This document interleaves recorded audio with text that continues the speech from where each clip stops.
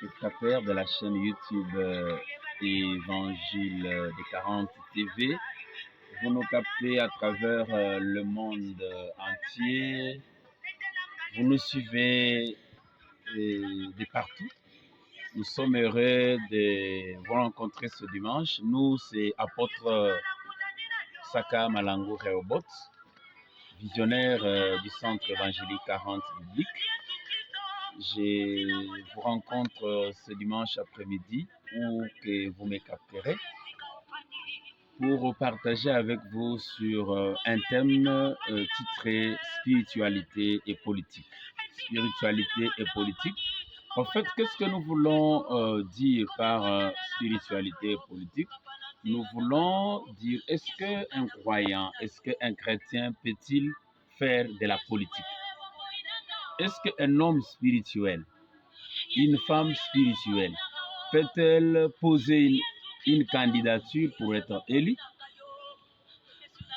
Peut-il accepter d'être gouverneur de province, président de la République, secrétaire d'État, que sais-je encore, député national? Dans ce monde corrompu, dans ce monde dit satanique, les chrétiens peuvent-ils se permettre de faire de la politique? Alors, quelques écritures m'aideront à partager avec vous sur ce thème.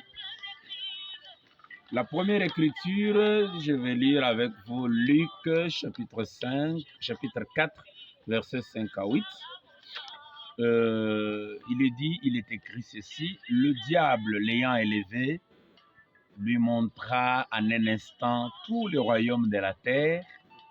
Le diable l'ayant élevé, elle c'est Jésus, lui c'est Jésus, l'ayant élevé, lui montra en un instant tous les royaumes de la terre et lui dit: je te donnerai cette puissance et la gloire de ce royaume, car elle m'a été donnée.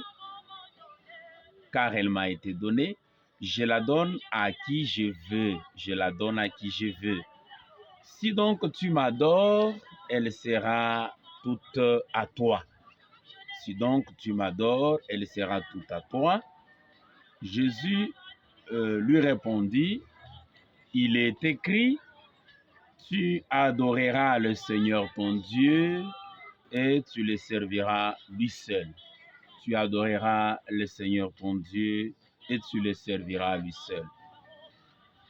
La deuxième écriture que je partage également avec vous, je peux également lire Proverbe 16, 7. Proverbe chapitre 16, verset 7 nous dit ceci: quand l'Éternel approuve les voies d'un homme,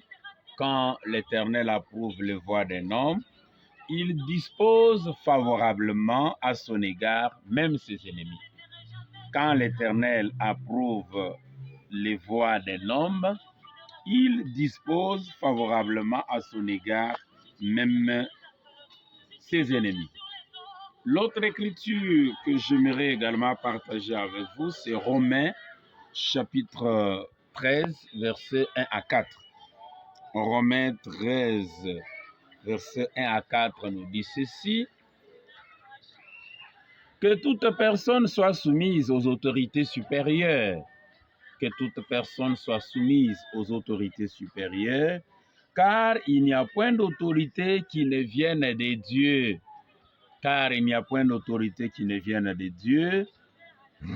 Et les autorités qui existent ont été instituées de Dieu. C'est pourquoi celui qui s'oppose à l'autorité résiste à l'ordre que Dieu a établi. Celui qui s'oppose à l'autorité résiste à l'ordre que Dieu a établi. Et ceux qui résistent attireront une condamnation sur eux-mêmes.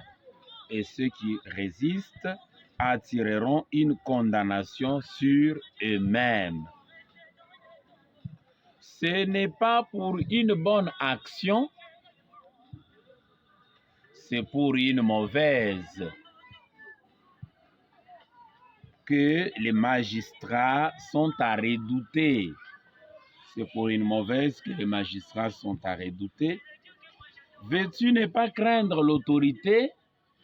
Fais le bien. Tu auras son approbation. Amen. Alors, dans ce thème, nous allons d'abord comprendre la politique, c'est quoi? Politique et spiritualité. Politique, c'est quoi? Spiritualité, c'est quoi? Nous parlerons deuxièmement du principe des dirigés. Le principe des dirigés. D'où vient le principe que les humains s'organisent pour qu'il y ait un autre semblable à eux qui dirige. 3, nous dirons, pourquoi le commun des mortels pense-t-il que la politique n'est pas bon pour les croyants, pour les chrétiens, pour ceux qui craignent Dieu, pour des hommes spirituels? Pourquoi la politique ne leur convient pas? Et enfin, quatrièmement, j'aimerais alors dire, faut-il abandonner la politique à Satan et aux sataniques? Faut-il abandonner la politique à Satan et aux sataniques? Voilà, peuple de Dieu, les points que nous allons partager ensemble avec vous. 1. La politique, c'est quoi? D'une manière générale, la définition classique souvent retenue est que la politique, c'est l'art de diriger. L'art de diriger, d'administrer, de diriger, administrer une cité, une communauté, une cité, un pays, une ville, afin de faire bénéficier à un grand nombre de conditions de vie meilleures. Donc l'art d'administrer, de diriger une entité géographique, un pays, une ville, afin de faire bénéficier à l'ensemble de la population, à l'ensemble de la cité, des conditions de vie meilleures. Alors, cela étant dit, c'est ça la manière que nous pouvons généralement comprendre la politique. Mais faites attention, peuple de Dieu. La politique, nous pouvons aussi la comprendre. Là, c'est ma définition. Je vous ajoute mes 2 définitions personnelles. Je peux dire que la politique doit être aussi comprise comme l'ensemble des stratégies. L'ensemble des stratégies que l'on met en œuvre pour dominer le monde. Pour dominer le monde ou bien pour asseoir son influence sur le monde. La politique doit alors être comprise comme étant l'ensemble de stratégies que l'on met en œuvre pour arriver à asseoir son influence sur le monde. Alors, qu'est-ce que c'est qu'alors la spiritualité? La spiritualité n'est pas à confondre avec la religion. La spiritualité, c'est, je dirais, c'est l'ensemble des valeurs spirituelles.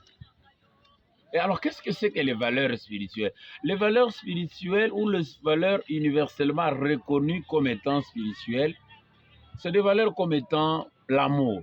L'amour est une valeur spirituelle. La réconciliation, le pardon sont des valeurs spirituelles. Le droit d'aînesse, c'est une valeur spirituelle.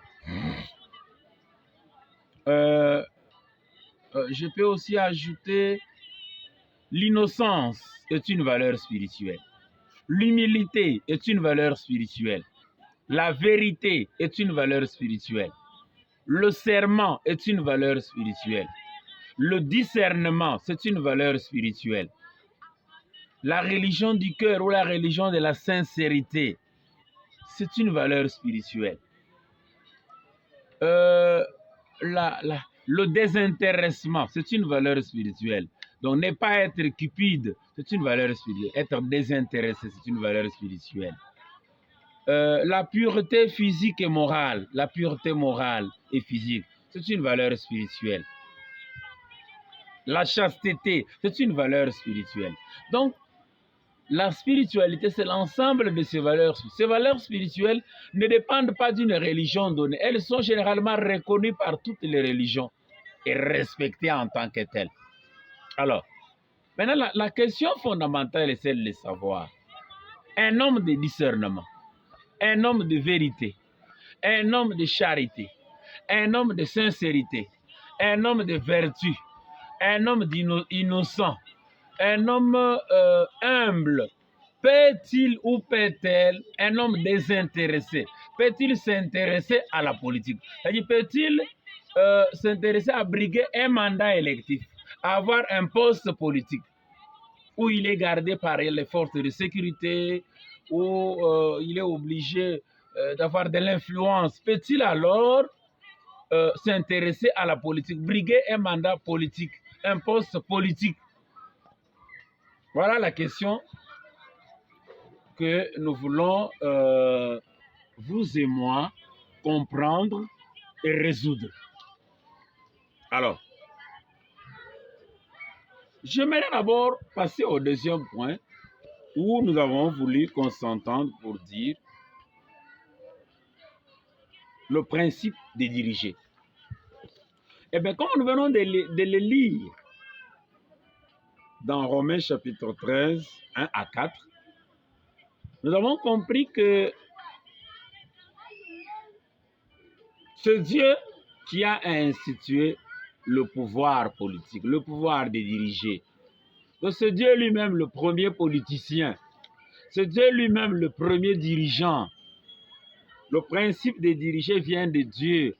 Donc, trouver une société qui s'organise, où il y a un homme, une femme qui est roi, qui est président, qui est ministre, qui est gouverneur, qui est bourgmestre, maire de la ville. Ça, c'est un principe divin. Ça vient de Dieu. C'est Dieu qui a établi cet ordre où un homme peut diriger d'autres hommes, d'autres humains semblables à lui. Donc, détrompez-vous, chers téléspectateurs, diriger n'est pas satanique. Avoir un président de la République, ce n'est pas satanique. Avoir un gouverneur, ce n'est pas satanique. Avoir un maire de la ville, ce n'est pas satanique. Le principe de diriger est divin. Il vient de Dieu. Et quiconque s'oppose au principe d'être dirigé ou de diriger, il s'oppose à l'ordre établi par Dieu lui-même. Là, je pense que nous nous comprenons. Mais cela étant, maintenant, d'où vient que généralement le commun des mortels pense-t-il que c'est satanique de diriger? C'est satanique de faire de la politique. Là, je vais aborder aussi quelques sous-points là-dedans. J'aimerais que l'on comprenne d'abord que, là, je vais me fonder sur l'écriture que nous avons lue de Luc chapitre 4. Luc chapitre 4, comme je vous l'ai dit. Je vous ai dit Luc 4, 5 à 8. Où c'est Satan. Satan qui tente le Christ Jésus en lui disant, si tu es fils de Dieu, si tu es fils, il l'a élevé sur une haute montagne en lui disant, si tu es fils de Dieu, vois la gloire de tous ces royaumes, le pouvoir, l'argent, les femmes, la notoriété, toutes ces gloires de ce monde. Il les lui a montré en disant, adore-moi, adore-moi, et je te donnerai en un instant la gloire de tous ces royaumes. Parce que cette gloire, ce pouvoir m'a été donné, cette gloire, elle m'a été donnée. Et écoutez ce que Satan dit, et je la donne à qui je veux. Si tu m'adores, elle sera à toi. La gloire de ce royaume m'a été donnée, et je la donne à qui je veux. Ah! Là, nous comprenons, chers téléspectateurs, que la gloire des royaumes de ce monde, Satan nous révèle un grand secret pour dire, toute cette gloire que vous voyez, toute cette gloire que vous voyez, présidentielle, royale, impériale, gouverneurale, elle m'appartient. C'est-à-dire, beaucoup de gouverneurs, la plupart des présidents de la République, des gouverneurs, des ministres, des maires de la ville, des bourgmestres m'appartiennent. La gloire qu'ils ont ou qu'elles ont vient de moi. C'est moi qui ai fait qu'ils deviennent ce qu'ils sont. Ah bon? Et Satan ajoute, car elle m'a été donnée. Je me suis posé la question, elle lui a été donnée par qui? Parce que j'ai vu, en lisant toujours les Écritures, la Bible révèle en Jean 14, 30, que Satan est le prince de ce monde. En disant prince, c'est le fils du roi, c'est aussi un roi. Donc Satan est roi de ce monde. Mais comment est-il devenu roi de ce monde? 2 Corinthiens 4, 4 dit Satan est Dieu de ce siècle. Mais comment est-il devenu Dieu? Ah bon? En méditant, j'ai compris qu'aucune écriture, dans aucune écriture, il n'est jamais été dit que Dieu a fait de Satan roi de ce monde. Donc quand je dis monde, monde c'est quoi? Le monde c'est ce système de choses, ce système présent des choses. Ce système, qu'est-ce que j'entends par ce système de choses? Cette organisation qui est dans ce monde obéit à Satan, fait de Satan roi et Dieu. Mais comment en est-on arrivé à cela? Ce n'est pas Dieu qui a fait de Satan roi de ce monde. C'est plutôt l'homme. C'est nous les humains qui avons fait de Satan roi de ce monde. En obéissant à ce qu'il a dit à Jésus, en s'agenouillant devant lui, en recherchant la gloire de lui, pour qu'il fasse de nous rois de ce monde. Oui, peuple de Dieu, vous allez me comprendre en détail tout à l'heure. C'est-à-dire quoi? C'est-à-dire que Dieu, en créant l'homme, il lui a dit, multipliez-vous, soyez féconds, remplissez la terre et assujettissez-la ou dominez sur elle, dominez sur cette terre, dominez sur ce monde. Mais malheureusement, lorsque l'homme est tombé dans les péchés, comme chacun est esclave de ce qui a triomphé de lui, comme chacun, tout celui qui se livre au péché est esclave des péchés, l'homme est devenu, et comme le roi du péché, le père du mensonge, le père du péché c'est Satan, l'homme en tombant dans les péchés est devenu esclave de Satan. La gloire que Dieu lui avait donnée est revenue à Satan. C'est pourquoi Satan dit qu'elle m'a été donnée et je la donne à qui je veux. Donc la gloire, l'argent sont entre les mains de Satan. Vous vous en doutez. Et comme il le dit, si aisément, je la donne à qui je veux. Voilà comment Satan est devenu prince de ce monde, Dieu de ce siècle, parce que l'homme s'est dépié de sa divinité, de sa royauté que Dieu lui a donnée, et il a fait de Satan roi à sa place. Et qu'est-ce que Satan a fait? Alléluia! Satan a établi des géants. Alléluia. Satan a contrôlé le chemin de l'argent, le chemin de la gloire, le chemin de la politique, le chemin pour devenir grand. De façon que pour devenir grand, sans passer par Satan, ce n'est pas impossible, mais c'est très difficile. Ce chemin est très difficile. Trouver une gloire qui n'obéit pas à Satan. Trouver la richesse qui n'obéit pas à Satan. Trouver un grand poste sans obéir à Satan. Satan a mis des géants pour contrôler le monde sur le chemin de l'argent, sur le chemin de la politique, sur le chemin de la gloire, de façon que il est presque impossible de devenir grand sans passer par Satan, sans baiser Satan, sans s'agenouiller devant Satan, sans reconnaître que c'est Satan qui est roi dans ce monde. Les géants sur le chemin du pouvoir. Ces géants, c'est qui? Ces géants, bien sûr, sont des démons. Mais ces démons sont typifiés dans ce monde par des hommes, des prêtres de Satan, des hommes au service de Satan, l'armée satanique.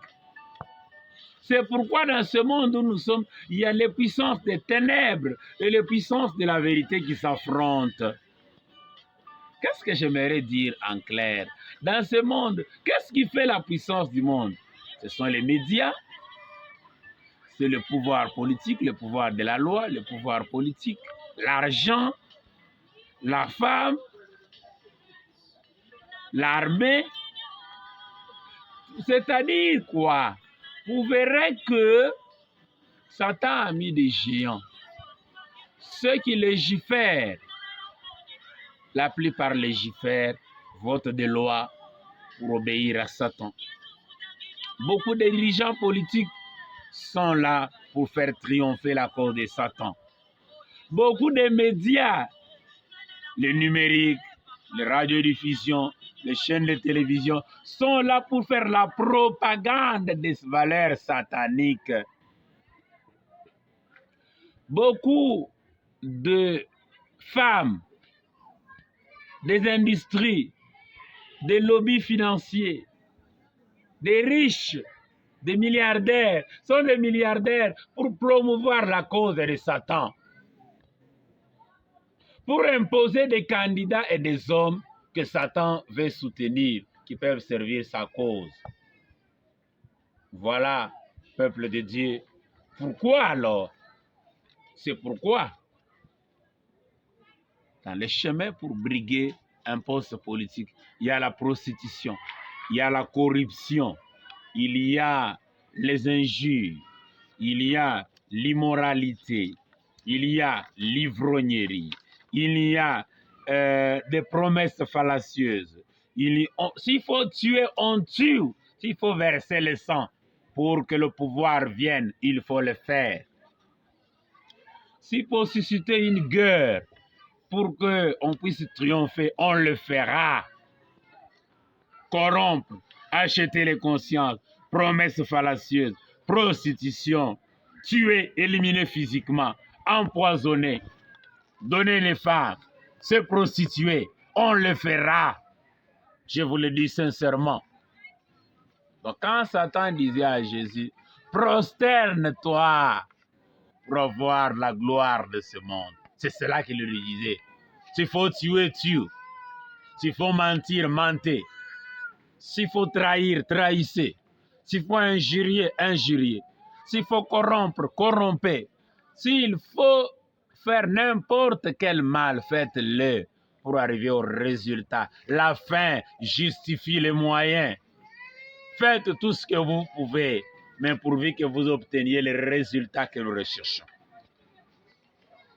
Là, j'ai fini mon deuxième point qui était intitulé « Pourquoi la plupart pensent que la politique est une mauvaise chose. La politique, c'est un mauvais chemin. Maintenant, faut-il abandonner la politique à Satan et aux sataniques? Faut-il abandonner la politique à Satan et aux sataniques? Là, je parlerai de quelques petits points pour dire que condition pour qu'un homme spirituel, une personne qui craint Dieu, un croyant puisse s'engager dans la politique. Et enfin, je vais parler de la politique du reste dans un monde de géants. La politique des restes dans un monde de géants. Voilà les deux points dont je parlerai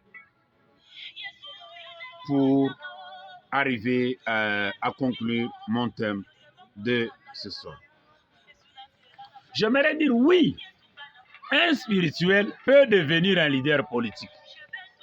Un spirituel peut devenir président de la République, gouverneur, ministre, mais pas avec les mêmes méthodes, alléluia, pas en suivant le même chemin que Satan. Les gens vont dire non, quand on a voulu prendre Jésus pour l'établir roi, il a fui. Oui, il a fui parce que ce n'est pas par ce chemin-là qu'il devait devenir roi. Le chemin de la vérité n'est pas ce chemin-là. Le chemin de Dieu n'est pas ce chemin-là. Le chemin que Dieu nous trace pour la gloire n'est pas ce chemin-là. C'est ainsi que Jean, chapitre 8, verset 32, je crois, jusqu'à 34, vous dit: vous connaîtrez la vérité et la vérité vous rendra libre. Vous connaîtrez la vérité et la vérité vous affranchira. Et plus bas, il est dit: si le Fils de l'homme vous affranchit, vous serez réellement libre. Si le Fils de l'homme vous affranchit, vous serez réellement libre.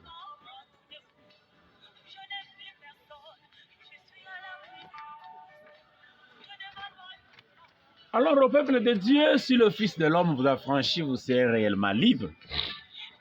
J'aimerais dire que le pouvoir politique, même s'il a été corrompu par Satan, cela n'enlève rien au principe spirituel de diriger qui émane de Dieu.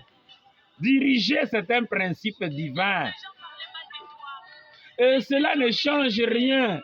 Un dirigeant, même s'il est satanique, par le simple fait que tu es devenu président de la République, gouverneur, par le simple que tu es devenu ministre, tu as un devoir moral, que tu le veuilles ou pas, même par formalité en public, de t'afficher comme serviteur de Dieu.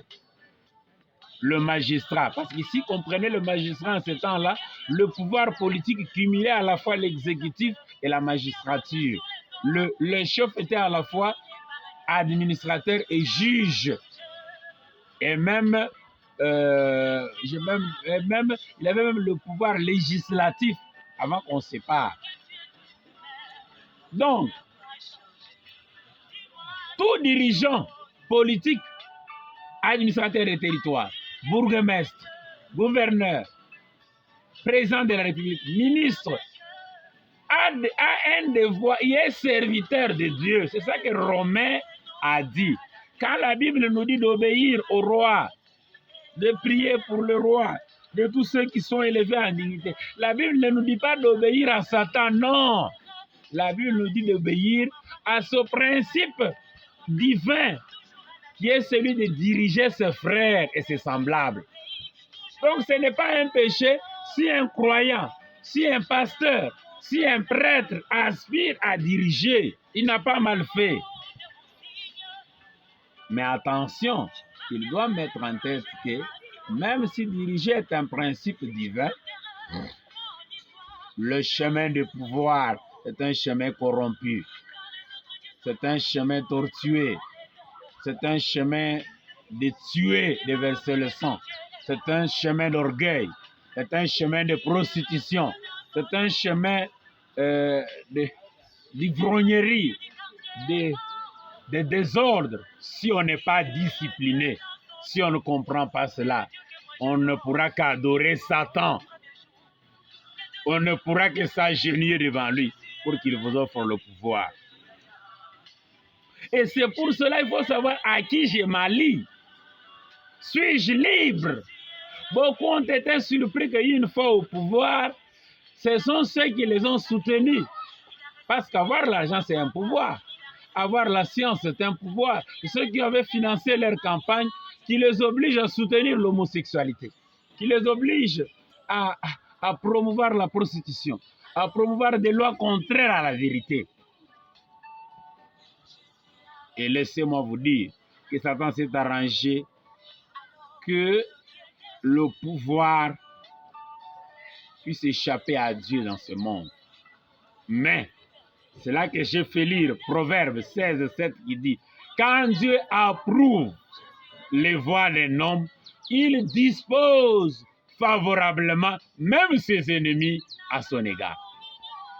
Quand Dieu approuve les voies d'un homme, il dispose favorablement même ses ennemis à son égard. Il le dispose favorablement. Pour dire quoi? J'ai même écrit cette phrase dans mes notes pour dire que même dans une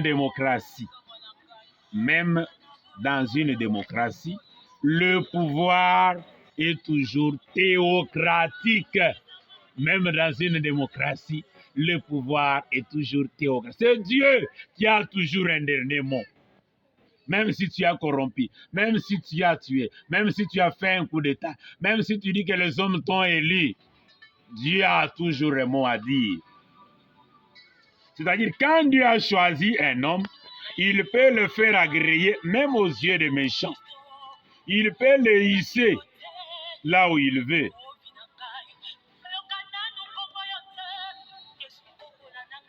Même si les hommes ont établi leurs règles, Dieu est capable de faire exécuter sa volonté.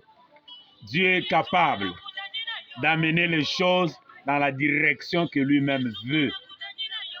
C'est ce que je vais devoir vous démontrer dans le point où je dirais la politique des restes dans un monde de géants. La politique des restes dans un monde de géants dont je vais parler tout à l'heure. Alors,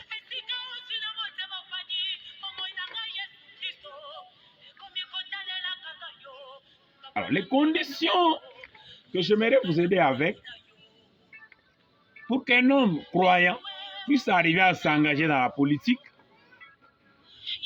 il faut qu'un croyant puisse d'abord avoir la conviction d'être appelé par Dieu dans une mission politique avec une mission précise.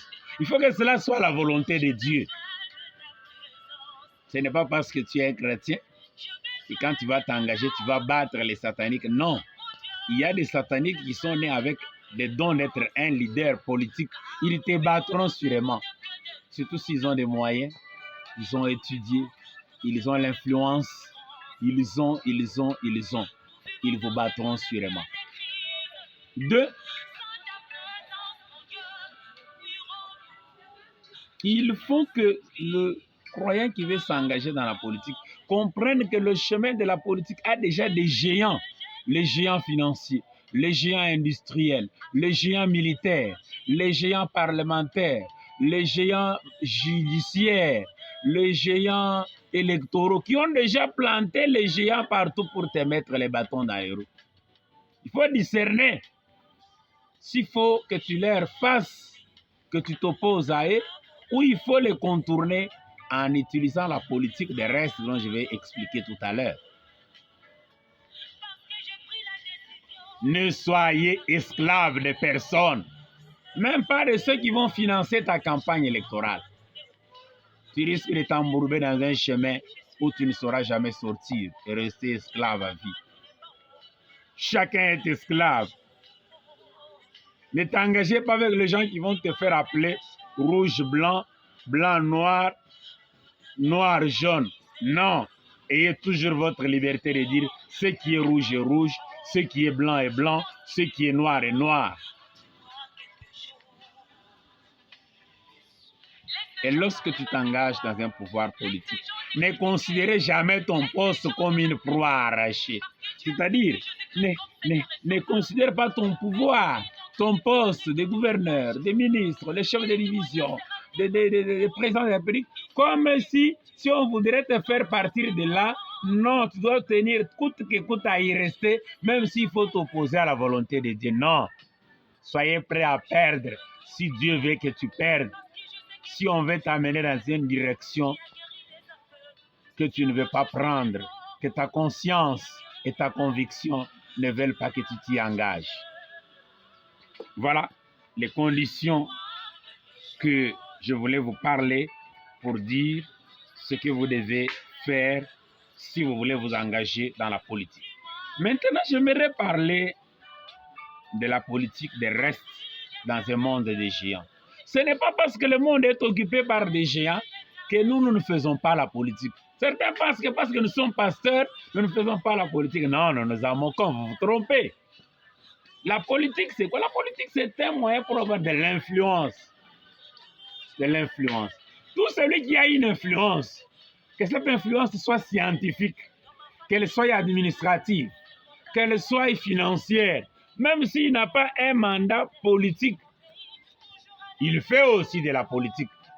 Même une influence religieuse, vous avez 1000 fidèles, 500 fidèles, 4000 personnes qui peuvent écouter ce que vous dites. Et ça peut être une influence numérique. Vous avez une chaîne YouTube qui est suivie par 5000 personnes, 10 000 personnes, 5 000 personnes. Vous avez déjà politique parce que vous avez une influence. Politique, ce n'est pas seulement être gouverneur, être ministre, être président de la République, être président de l'Assemblée. Non. Quand vous pouvez avoir de l'influence, vous êtes aussi politique.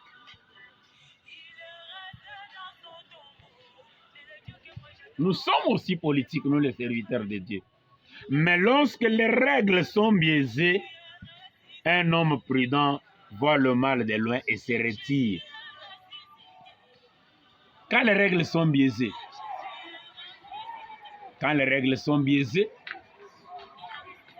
là, on voit le mal de loin et on se retire. Quand les géants barrent la route, c'est insensé de les bousculer. Ils vont vous écraser. C'est alors que je parle de la politique de reste dans un monde de géants. Je vais vous faire comprendre par quelques exemples bibliques la politique de reste dans un monde de géants. Et vous comprendrez que la théocratie de Dieu s'applique même dans la démocratie, même dans là où on fait le coup d'État. Par exemple, le pouvoir, ce n'est pas toujours chercher à être pharaon, mais c'est plutôt aussi discerner à être un Joseph visionnaire, sur qui Pharaon se base pour décider. Ah, voyez-vous, peuple de Dieu, c'est Pharaon qui a le pouvoir, mais il a besoin de Joseph. Il dirige l'Égypte avec la vision de Joseph.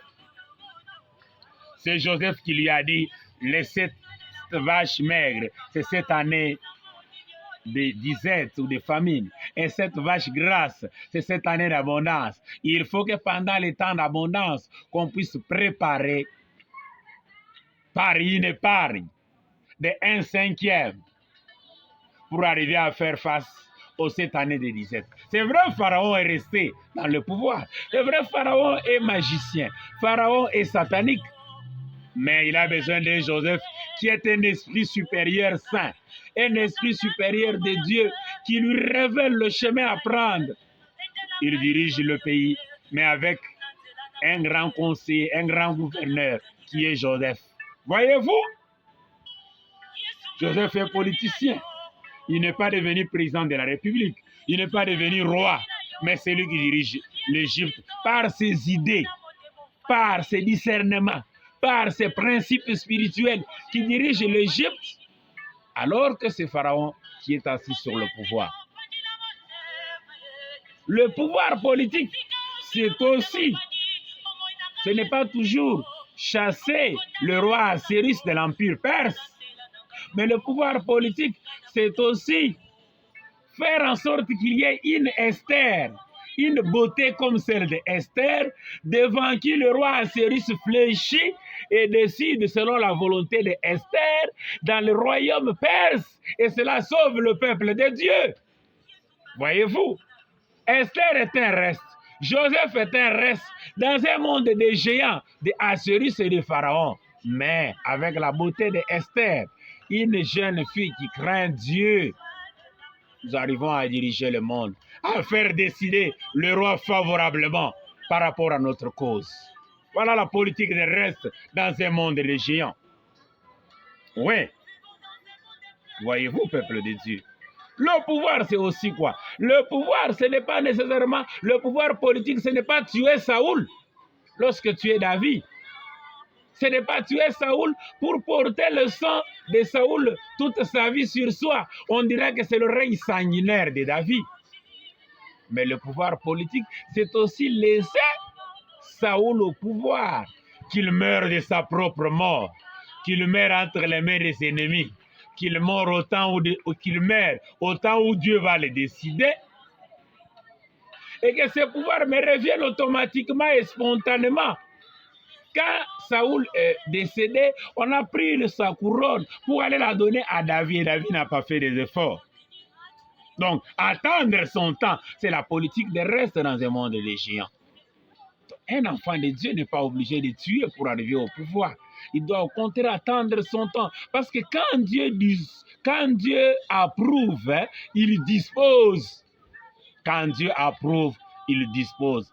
Proverbe 16, 7. Quand Dieu approuve, il dispose. Même nos ennemis favorablement par rapport à nous-mêmes.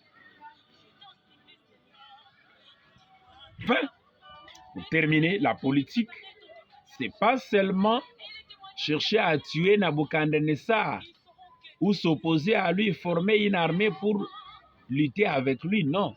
La politique, c'est aussi contrôler Nabucodonosor par un esprit supérieur, Daniel, qui peut lire dans les pensées du roi pour connaître même les songes qu'il avait eu quand il était sur sa couche et les lui expliquer afin qu'il nous donne une troisième place dans le gouvernement de son royaume. Voyez-vous la politique? C'est ça la politique d'un reste dans un monde de géants. La politique selon Jésus, c'est quoi? Ce n'est pas s'opposer aux Romains en utilisant les zélotes et autres pour tuer les Romains et les faire chasser de la Judée, non.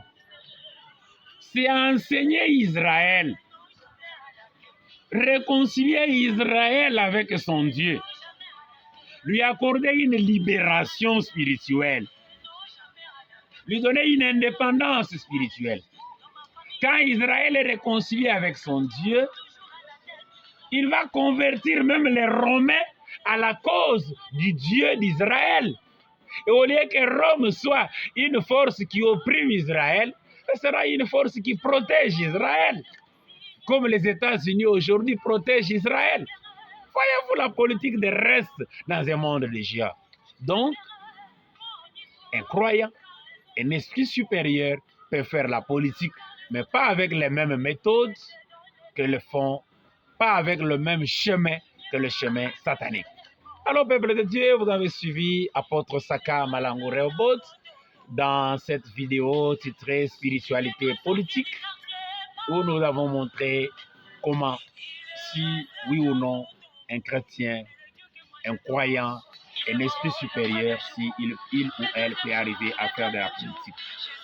Abonnez-vous à notre chaîne. Vous voulez nous contacter en WhatsApp, contactez-nous en 085 24 84 758. 085 24 84 758. Vous avez suivi sur cette chaîne YouTube Évangile des 40 TV, l'apôtre Saka Malangou Rehoboth, dans le thème titré Spiritualité et politique. J'ai été servi à la technique, à la caméra par Jean-Paul Kapavoulet. C'est grâce à lui que vous recevrez ces images.